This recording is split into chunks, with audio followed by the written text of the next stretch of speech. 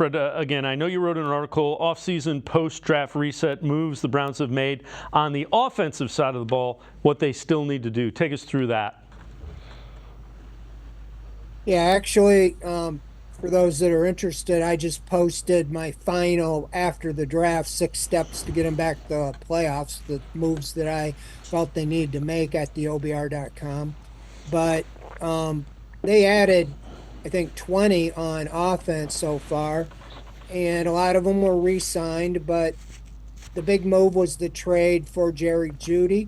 Um, and most of the other moves were really just a quarterback instead of last year going into it with really no backup quarterback with experience. They went out and got Jameis Winston, Tyler Huntley, and a lot of the other moves, were backup type positions, but they did get Dante Foreman at running back.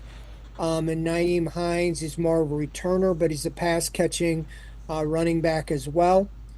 And, you know, the returner with Hines and brought back James Proche.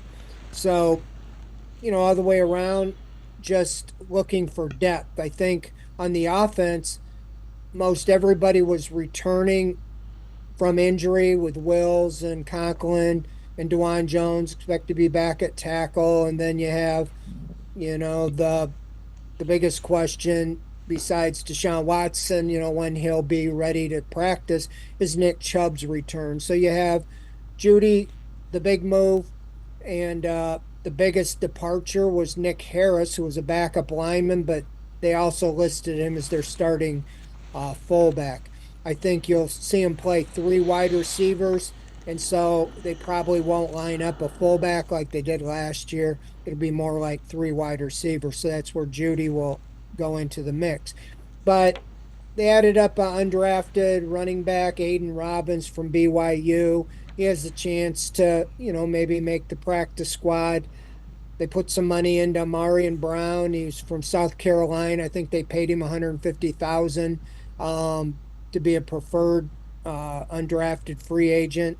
You drafted Jamari Thrash like the 5th year in a row. Andrew Berry has drafted a wide receiver. Hasn't had much success with him, but as I wrote about him, you just kind of keep taking a swing and hope you hit. I do know that they really like Cedric Tillman. I thought maybe they'd add another veteran wide receiver, and they could. They could get another, like a Marquise Goodwin or a veteran for 1 year.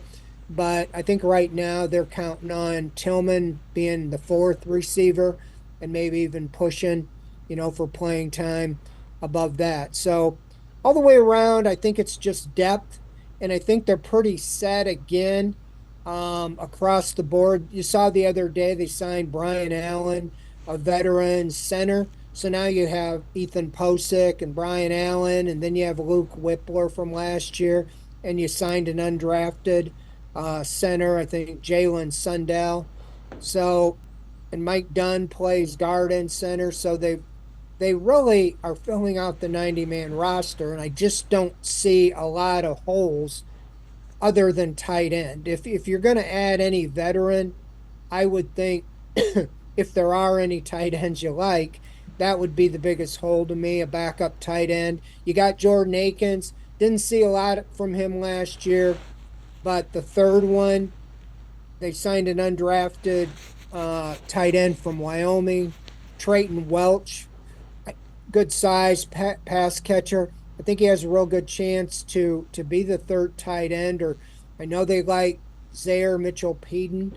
He's been around for 2 or 3 years. So unless they add somebody else, one of those guys will probably be the third tight end. So all the way around, you're just talking about depth all the way, at the roster and the depth chart as we speak right now.